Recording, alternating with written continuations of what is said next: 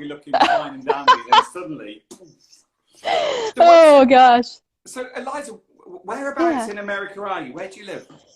Well, that's a very good question, Mark. I've been a nomad for 6 years, and I have been living full time in my van. I've got a '97 Chevy Astro minivan that I live in. Wow. And about gosh, a little over a year ago, I got into a relationship with a new partner, and he is doing a graduate program in Logan, Utah. So I'm currently living part-time with him in Logan, Utah, which is where I'm at right now, and part-time in my van.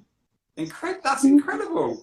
Look, I always have the same four questions when I do a conversation like this. First off, I'll ask you to tell me about yourself, and then I've got three very specific ones, which we'll come to in a minute. So look, Eliza, Sampy, which I always mispronounce as Sampney, and I don't know why that is. But there's no N. No, and I don't know why.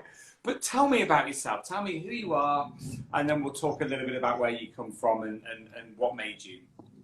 Yeah, so let's see, who am I? Well, I'm a very curious person. I'm pretty obsessed with human potential, the idea of human potential, and the idea of fulfilling that. And I'm a bit of a disruptor. I am always challenging my own status quo, which can make people around me kind of uncomfortable at times. I've definitely been told to simmer down in the past. And that's just part of my personality. I love outdoor adventure. I've built my entire life and my career around it. I guess my professional bio would be that I am a professional endurance athlete. I do expeditions all over the world on foot with bicycles, skis, and kayaks, pack rafts. And I also do ultra endurance mountain bike racing. So self-supported, multi-day bike pack racing. The longer the race, the better for me. I love moving across landscapes with my bike under my own power. I'm also a doctor of physiotherapy, and I own a business where I do something that I call integrative adventure coaching. And that is aligning all of the elements that I feel are essential to have a successful adventure. So body, mind, our life, our lifestyle, and logistics and skills. And so I work with people one-on-one and in groups to coach them through that process. And I also love, my biggest passion is helping people take what they learn in adventure and apply it to the rest of their lives, because I feel like adventure can really empower us to become the best versions of ourselves in all of life. So that's, I guess, in a nutshell, who I am. I love that. We'll dig deeper into that in a minute. But the place that I go, and these are like it's like shorthand to find out who you are. Back into your childhood. Tell me what your childhood. Tell me what it tasted like. Tell me what it smelled like, and tell me what it sounded like. Yeah. So the biggest taste that I recall from my childhood is the taste of maple syrup. So I grew up on a hobby farm in the deep woods of Minnesota, out in the country in the middle of nowhere, and my family had sugar maple trees. And every spring we would tap those trees and collect gallons and gallons and gallons of sap. And then we would take them inside with these 5-gallon buckets, and we'd bring them to this giant vat on the stove where my mom would be simmering this sap, and I'd pour them in there, and we'd just simmer sap for, what seemed like forever until we actually got syrup. And then we, maple syrup was a huge part of the way that I grew up. And it's actually how my parents met. So that was, it's kind of a fun little family, piece of family history there. So that was a taste. What's the constant? So if you've got, say I've got, I don't know, 100 litres of sap, how many litres of syrup will I get from that? What's the concentration? I don't actually know. I was a kid when this was all happening, and I don't really know. It felt like so many, so much sap to get syrup. But we did create a lot of syrup. We ended up giving it away to our neighbors and our community and everything. And so you can actually make quite a bit of syrup out of, I think we had maybe 12 or 13 trees. So we've got birch trees in the garden. We've got about 3 birch trees, and I tap them. And birch water's fine, but birch syrup's finer. Yeah, but I have never heard of that. It's similar, but not as sweet. It's got like a thinner taste, and it's a slightly more metallic taste actually. Interesting. I reckon I'll do 20 litres, and I might get I might get a cap full of syrup. It's Oh, wow. Okay. Yeah. No, definitely more with maple. And what time Yeah. of year do you this is, I'm getting technical now, you might not know, not technical, I'm getting detailed now. Do you Yeah. tap as the sap rises, or do you tap in the autumn as the sap's falling? In the spring. Spring, as it rises? Yeah. Okay. So your taste Yeah. is maple syrup, and that is a... Yeah, that's kind of the predominant one. Also fish. We grew up fishing. My dad would always take us fishing as kids, and we'd fish in the creek. Our farm was on a hill, and there was a river, a creek down below at the bottom of the hill, and we would always fish in the creek. And then my dad would fry up the fish. He taught us how to fillet fish when we were really young, and he'd fry up the fish on our outdoor barbecue. So yeah, I still love fish that I caught myself. Yeah, that, I mean, I don't eat any animals really, but I do eat fish, and there's nothing better than catching a mackerel or a trout and that. So we've got your taste, we've got your. So what about the smell of your childhood? What did your childhood smell like? Oh, wow. Well, let me tell you, smell is my absolute favorite sense in the entire world, and I love smelling things. It's like part of who I am.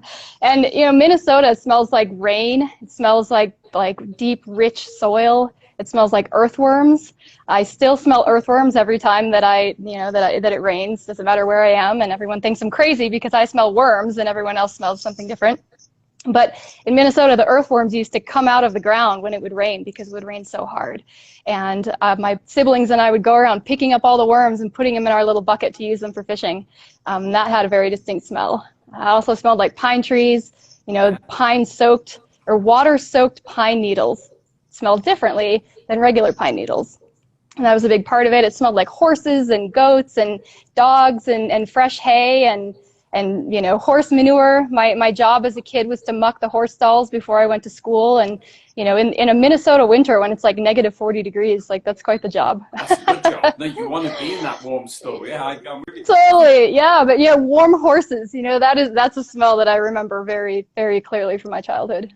So I love that smell. My three of my daughters have ridden when they were growing up, and one of them, the middle daughter, had we wasn't her horse, we had a horse on loan, and it was my favourite job was to drive over there and clean it out, and I like that. I like the hard work.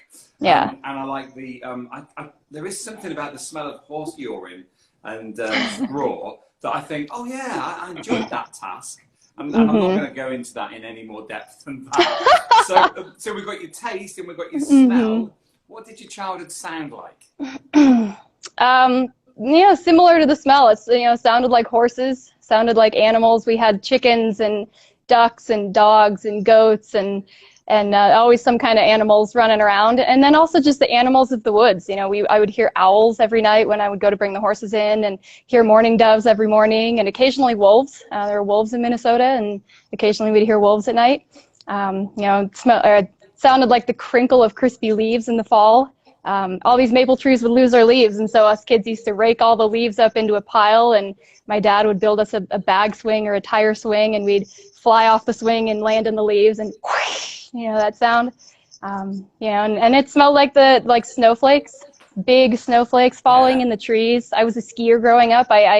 That's my very first memory is of cross-country skiing with my dad, and that sound of shush, shush, shush as the skis slide along the skin track going through the forest.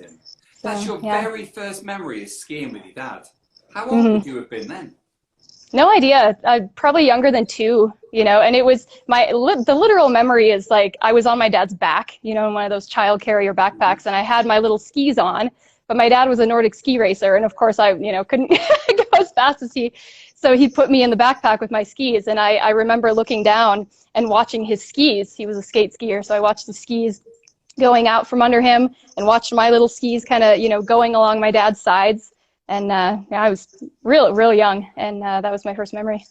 That's amazing. So, I mean, you've just painted this picture, or you've just evoked this picture in my mind of this kind of free-range, wild, natural, earthy childhood that felt so wholesome. Did you enjoy being a child? Was your childhood joyous? Was it happy? And did that change when you went to school, or was school all equally as wholesome and rewarding? Well, in school I was a weirdo. You know, my childhood was amazing, and you know, I'm the oldest of four siblings, and you know, we all grew up the same way, and you know, we've kind of all taken different paths as adults, but I think we all loved growing up that way. And you know, our farmhouse was about 10 miles from the nearest little town, and that's where we went to school, and it was a pretty small community, and you know, everybody else was into team sports at the school, and I really wasn't. You know, I loved like being by myself in the woods, and you know, Nordic skiing and running and riding horses, and you know, I did things in school. I was a musician as well. I sang and I played instruments, and you know, I love to, like, I'm very dramatic. I love to, you know, be on stage and speak and act and sing, and so you know, I did all of that. But I was always kind of the weird kid, like nature girl. Like people call me nature girl because I would come to school with like straw in my hair and like leaves and and all of that. And you know, I just kind of did my thing, and it was always fun. And you know, occasionally I would get made fun of, but I would just be like, whatever. Did you feel like you were? Did you feel like you were the head of the gang? You were the oldest of four. Mm-hmm. Did you have this kind of like trio of kids behind you, and you were kind of the icebreaker, making the way for these kids? A little bit, yeah. I mean, I was definitely the ringleader. So I'm 4 years older than my closest sibling in age, and then the middle two are only a year apart, and then the baby is 3 years behind. And so the three of them were closer in age, and you know, I was definitely significantly older when we were growing up. And so, you know, I definitely had all the bad ideas, like the one that my brother and I should climb the apple tree and goad my sister up there and then climb down and leave her up there crying, and you know. Yeah, totally. She and I are best friends, you know. Like that's the kind of stuff we did as kids, and you know, we all kind of took different paths, really, and so I think that my influence on them kind of decreased as I got older, but I'm definitely the ringleader of being weird. Like when we all get together, I am the initiator of just being like goofy and silly and funny, and my dad is very much that way. I very much take after my dad in that. And you know, the other three are a little more normal than I am, but when I get around them, I can, you know, get them all riled up, and then yeah, it's just like old times. Tell me about your dad. Oh, my dad, he's a cool guy. He you know, like I said, he was a Nordic ski racer when I was growing up, and a triathlete, and he still is actually. He just the other day, you know, with COVID, there's no races, but the other day he did this like online version of this Nordic ski race that he had been, you know, working towards, and it was cool to see pictures of him, you know, in his like late 60s now, still out there on his skis crushing it. And he was the, you know, the provider of our family. My mom stayed at home with us four kids, and he's an engineer and still is. He loves his job. Now he sits in a chair and tells people what to do. But, you know, and he's very, very kind, and also very objective. I definitely have always kind of tried to hone that characteristic of him, of like being able to step back and look at situations with an objective lens, and you know, be kind and be fair, and also have boundaries. He's got really hard boundaries. And one of the things that he said to me once that I will never forget, and I don't say this often, but he told me to never argue with idiots. And you know, that's like, that can be kind of misconstrued and taken out of context, but you know, it was contextual at the time. And I think about that when I feel tempted to get into an argument online, you know, and it's not that people are idiots, but it's just that like everybody comes from a different place and has a different perspective, and some people are just not willing to, you know, have a respectful dialogue. I hear that. You can't use logic to change an opinion that was arrived at without logic. You know, there is an element of that. And look, it's really. I'll talk about your mum in a minute, because I want to be able to sense what your kitchen was like and how mum and dad were in the house. But that moment that you remember on your dad's back, you can hear and you can see the skis. Mm-hmm. Tell me about the feeling that comes with that memory. Tell me about how you felt on your dad's back. How does that pop back up in your mind now? Yeah, I guess the feeling, you know, and it's hard to remember what I felt when I was that young, but really the feeling that I kind of connect with that is like going fast. Like I really like going fast. You know, I'm a skier myself. I'm a mountain biker. I love the exhilarating feeling of going fast under my own power. I'm not like a crazy driver of cars or anything like that, but just the exhilarating feeling of like, wow, my body is making me go this fast, or my dad's body at the time, when I was riding along. But yeah, my mom also put me on the back of her bicycle. She also competed in triathlons, like fun triathlons, not seriously, but when I was a kid, and I loved going fast. So that's a good feeling. That's good. No, that's a good feeling. I thought you might say trust and safety. No, absolute abject speed and a little bit of fear, which I love. Tell me about mum. Tell me about your mum. Yeah, so my mom was also an athlete growing up. She loved running and biking and swimming, and she's an amazing swimmer. I did not pick that up from. I'm terrible swimmer. But my mom was an amazing swimmer. She was also an equestrian. She was great with horses. She taught me how to ride horses, and she and I used to train horses together when I was a kid. She would buy these like freakish ponies from auctions for like $200 or something that nobody wanted. And we would train them. We would retrain these ponies, and we would, sell them to kids in, I don't know where she would sell them to kids, but they were, broken to ride and great ponies at that point.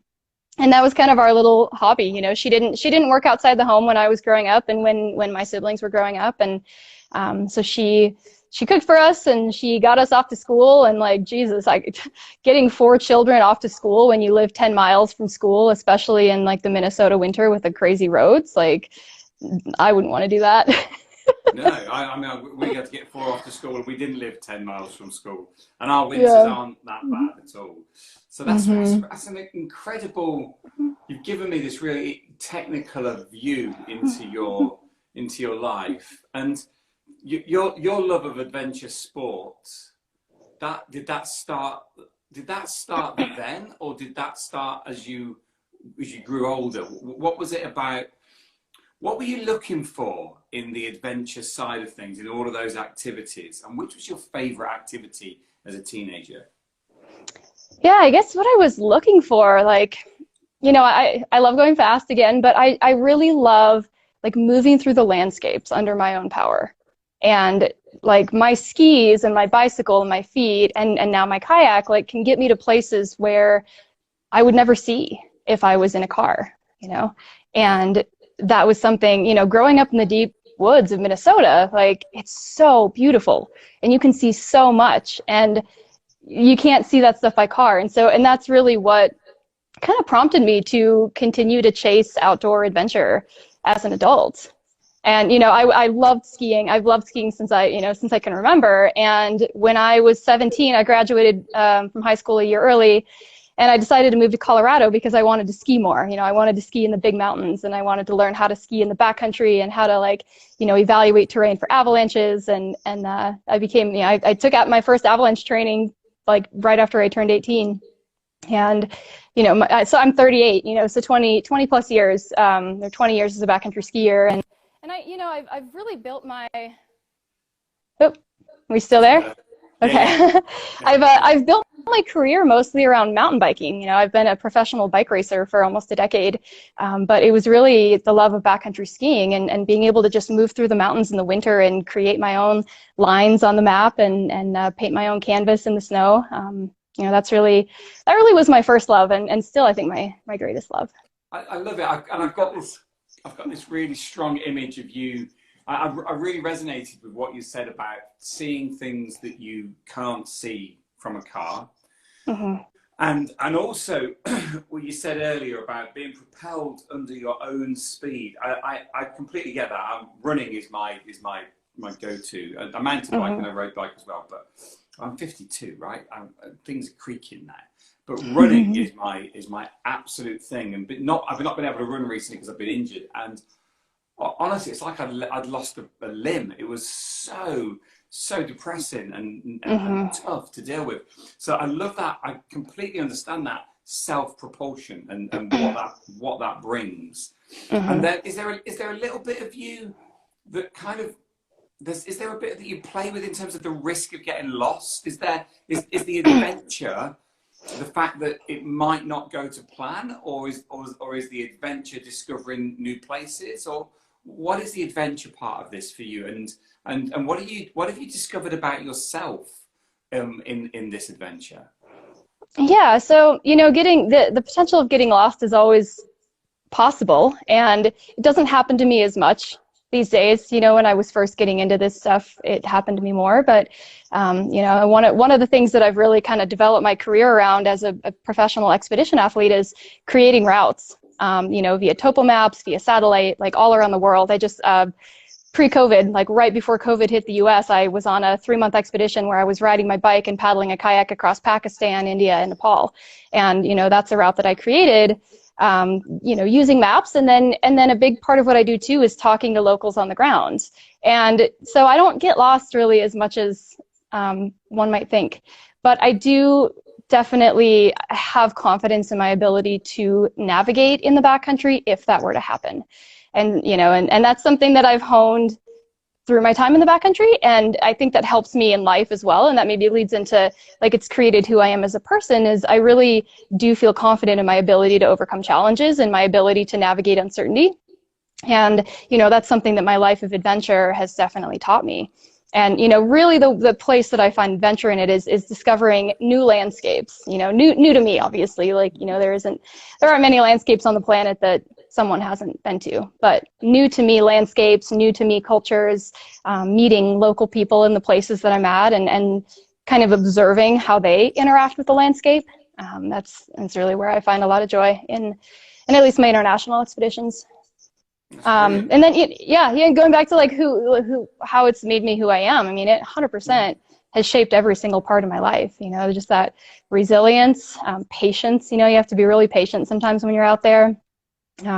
Persistence, tenacity, creativity. Like all of it. All of those things are skills that I've really honed on my adventures, and I've definitely brought it back into my own life, and and consequently into the work that I do with clients and my coaching work.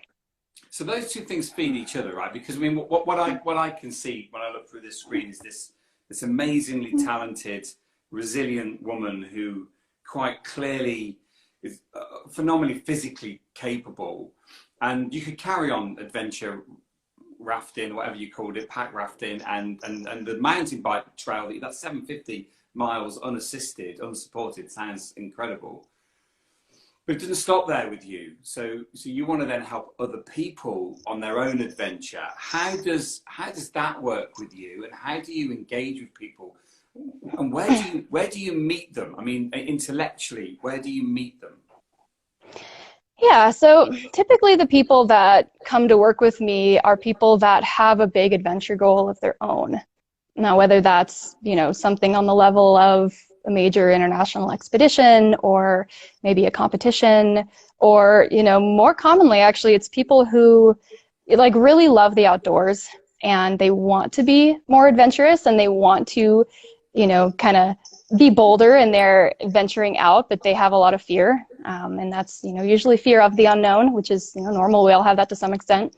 And, they're usually people that at first don't really connect the other side of adventure, how it can really impact our lives, and how, the psychological skills that we gain through training for adventure and through going on adventure, those psychological skills can really enhance the rest of our lives. And a lot of them, some of them are living lives that they are really inspired by and that they are really fulfilled by, and some of them are not. And so I just kind of come into that with an open mind, and I listen to what they're wanting from me as a coach, and, what they're wanting from themselves as adventurers. And, then I like to ask them a lot of questions. A lot of people come in with fear of like having never done anything like this before. And so I ask them, okay, like, you've never done this adventure before. Where else in your life have you done something challenging? And, I was talking to a woman the other day who told me that she, fell in love with a man, and they developed a relationship, and she moved out of the country and became a citizen of this new country. And I was like, well, that sounds hard and scary. And she's like, yeah, I guess so. And so it can go both ways too. Some of us develop these skills to be courageous in other parts of our lives, and then we can take those and bring them into our adventures. So they really do feed each other. And so, I just try to meet somebody where they're at and ask questions to kind of gauge, like, okay, this is what this person is telling me that they want. what are some other things that they may actually be able to step into as we do our work together. I love that. I really do. And quite clearly, you know, we all have an element, and we're brave and fearless in the element. And then as soon as we shift elements, we become less brave and less fearless. And so that's a really great approach, is to draw strands from one to the other. Yeah, absolutely. You know, just looking back through your Instagram, I was scrolling through your Instagram over the last week. This unsupported trip from Utah down to the border, that was 750 miles on mountain bike. Yeah, and it was actually north. So started at the Mexican border and ended at the Utah border. Right. Sorry, my bad. So how, no one's cooking for you, you're sleeping wild. How do you begin to prepare for that? Yeah, well, I mean, I feel like I've begun a long time ago when I was a kid running wild in Minnesota in the woods, you know. I've always been really comfortable in the outdoors. And for somebody who isn't, you know, what I tell them is to start really small and go camping in your backyard, you know, if that's what it takes, and just get comfortable being on the ground. And that's not just like physically sleeping on the ground, but like emotionally and mentally, like get comfortable being really close to the earth and being comfortable with the other creatures that inhabit the earth, you know. And that's kind of the place to start, because a lot of these big backcountry races or these big backcountry adventures, like, they just rely so much on our ability to be comfortable out in the wild. And so that's really where it starts, you know. And then, you know, my whole life I've been in some aspect an endurance athlete, you know. And so at this point, my training for something like that really starts where I am. You know, just like my clients, I meet them where they're at, I meet myself where I'm at. So I've got a really strong base. And so for me, it looks more like logistically, like, okay, what does this actual trail look like? This is the desert, you know, like, what are my potential water sources? What are my resupply points? Because it is self-supported. And so in order to resupply, I have to ride into a town and buy food. How many calories do I need to get from this resupply to that resupply? So I spend a lot of time looking at maps. I've, you know, been racing long enough that I know generally what pace I'm on in different terrain. And so I can calculate with pretty good accuracy at this point, like what amount of calories I'm going to need to get from point A to point B. And then, you know, what does the terrain look like, and what skills do I need? You know, when I decided to race the Arizona Trail, I came to Arizona earlier that winter to learn how to ride like really technical, chunky desert single track. And, you know, I've been riding mountain bikes for 25 years, and it was intimidating when I started riding those types of trails, because it was pretty different than, you know, what I'd ridden before. And so learning how to thrive and enjoy riding on that terrain. And, you know, and playing the mental game is so important in bike racing. It's so important in adventure, and really I would argue anywhere.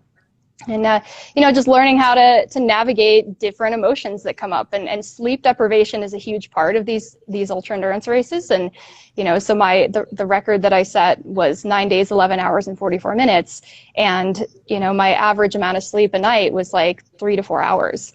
And so, you know, like, knowing how to navigate my mental and emotional landscape when I'm sleep deprived has been definitely a skill that I've had to develop. And it's useful, you know, like I don't really sleep deprive in my regular life. I love sleep, actually. But it is pretty amazing to know, like, okay, if I'm capable of this when I'm, you know, like literally I've been moving for 42 hours straight, you know, near the end of these races, I don't sleep at all. I just go through the night. It's like, okay, if I'm capable of this when I've been moving for 42 hours with no sleep and no rest, like, what am I capable of anywhere else in my life? That's amazing. That's absolutely amazing. And, you know, there's so much here. It's such a rich area to talk about. And I love the fact that what you're doing relies on all the subjects that everyone at school said you won't need. You won't need maths. Yeah, you will. You're going to need maths. You won't need geography. Yep, you're going to need geography. You won't need geography. Yep, you're going to need geology. Oh yeah. And I love the fact that this self-sufficiency is so broad. But I also, what I really get a kick out of is how this exploration, and you'll see this analogy all the time, it's not about out there, it's all about in here. This is all about working out who you are. And do you ever, on these journeys, do you ever trip over older versions of yourself? Do you ever trip over versions of yourself that you've moved through. And when you do that, if you do that, how do you feel when you look at how far you've traveled, not physically, internally? Yeah, absolutely. And, you know, it definitely, and this, I tell my clients this all the time, is that like adventure definitely can bring out all of the versions of ourselves. You know, it brings out our best and it brings out our worst, and it brings out our highest and it brings out our lowest. And, you know, I like, fortunately at this point in my life, like the lowest and the worst don't happen super often, but they definitely still do. And I almost want them to, because we learn so much in those moments. You know, we learn so much about ourselves. And it is really amazing to like have those moments and to know, like to have the clarity to know like, oh yeah, I feel like total crap right now, but this is going to pass because I've done this before. And, you know, I just like right now my body feels terrible and my back hurts and my bum hurts and everything hurts. And this hill is never going to end, you know, and it's 2:00 in the morning and I'm, you know, hallucinating and whatever. And just to be able to know that endurance racing, like life, is like just riding a wave, you know, and it's going to ebb and it's going to flow. And that in the moments that I feel amazing, I can push hard and go fast. And in the moments that I feel terrible, I don't stop or give up. I just slow down and I just keep moving one pedal stroke at a time. And I just like, as terrible as it feels, I just have this knowledge that like, I just got to keep moving, just keep making forward progress as slow as it feels. And eventually I'm going to feel better. And then I'm going to be able to go fast again. And, you know, that like, that's not something I've always been able to do. You know, that's something I've developed over the years. And so it is pretty fun to look back and be like, wow, there were times that, you know, that would happen to me and I would just like roll over and die, you know, effectively. Incredible. And I'm guessing you take the same philosophy into life, because life doesn't always go how we want it to go, or as fast as we want it to go, or in the same direction. You fall in love, you change direction. Are you able to kind of have you learned to go with the grain in life in the same way that you have when you're on the trail or in the boat? Yeah, you know, I have, and it has not been easy. Like, it's definitely been more of a challenge to like translate those skills over. But that's something I realized super early on. So I went through a divorce about 10 years ago. And, you know, I was 28 and I'd been with my former husband for 9 years. And that's like most of my adult life at that point. And like, I didn't know who I was. And the divorce was initiated by myself. And it was really because in that relationship, I didn't feel like I was able to be the fullest version of myself. And, you know, we did all the things, we did counseling, I tried my best to save it and he did as well, but we were not on the same page. And so choosing to step away from that relationship and choose myself over my partnership was absolutely the most heartbreaking thing I've ever had to do. And the thing that really got me through that was having like that background in adventure and that background in doing hard things. And even though going through my divorce was a lot harder than like learning how to, backcountry ski or learning how to ski a really big, scary line on my skis where if I fell, I would die. Like going through a divorce was harder, but I knew that I had that background of knowing how to do hard things and be able to get through them. And so, I was able to, with the help of an incredible therapist, like I was able to make that transference from, my adventures to the situation that I was going through. And having that person kind of help facilitate that at that time was essential. And, now like I'm much more able to facilitate that for myself. 10 years fast forward, I've been through a lot in life and in adventure. And now that's something that I can, also help facilitate for others. So that feels pretty good. You're paying that back, right? So you've received and you're paying that back. And look, what you said was, you just said something that was really, really struck me. You said it was really hard to make the decision to save me and not us, or words to that effect. That is a really, really tough decision.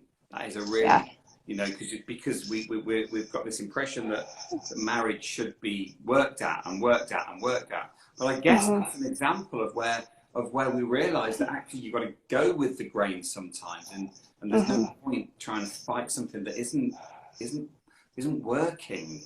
And what I see through this little screen is someone who is absolutely rooted in their element and absolutely enjoying life. And it's wonderful to see, it really is. But if I can ask you a few questions about the challenges that you do, right? So Yeah. I just watched a video of you folding up an inflatable boat, squeezing it into a rucksack that big, right? A 37-litre Osprey, right? I can remember what it was. And I'm thinking, okay, you're going to go biking with that. No. What you're going to do is you're going to go walking and running with a bike attached to the back of the rucksack. This is crazy. The bike it's bigger than you. It's bonkers. How did you ever, what attracted you to strapping a bike to your back rather than riding it? I guess it's the terrain, you can't ride. So honestly, what attracted me to doing it is when I decided to race the Arizona Trail, because part of the Arizona Trail is going through the Grand Canyon. And, the Grand Canyon is a national park. And in I think all national parks in the US, you're not allowed to ride a mountain bike. You're not allowed to have wheels on the ground.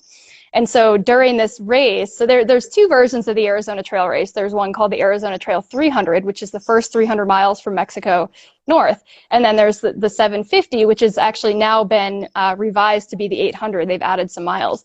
But the Arizona Trail 750 is the entire trail from Mexico to Utah. And so in order to go through the Grand Canyon, which is, I think at mile like 710 or 720, so after that many miles, what you have to do is take your bike and put it onto your back with all of your gear and your food and your water and everything, and walk it through the Grand Canyon, which is about 23 miles of walking. That's amazing. Did they add the extra 50 miles because you found it too easy?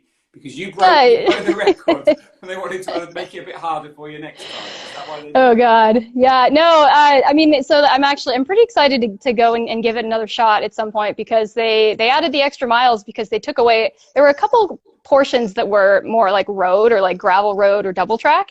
Most of the trail is actually single track, which is incredible, but they took away a lot of the road and double track and they built more new single track. And so not only is it 50 miles longer, it's going to be a lot slower because, technical rocky single track is a lot slower than road or gravel or whatever. And so they're estimating that the new record times are going to be up to 2 days longer than than the normal records. So yeah, I think riding, oh my God, it's amazing. It's amazing. It's all gravel so fun. Here, and I love it. I love gravel, but I do like a technical. I don't like descents. I'm a bit scared, but I do like technical single track. It's my favorite. My favorite kind of riding. And look, you end up putting your bike in the inflatable boat and going on the water. I mean, this is adventure in its fullest sense. When do you?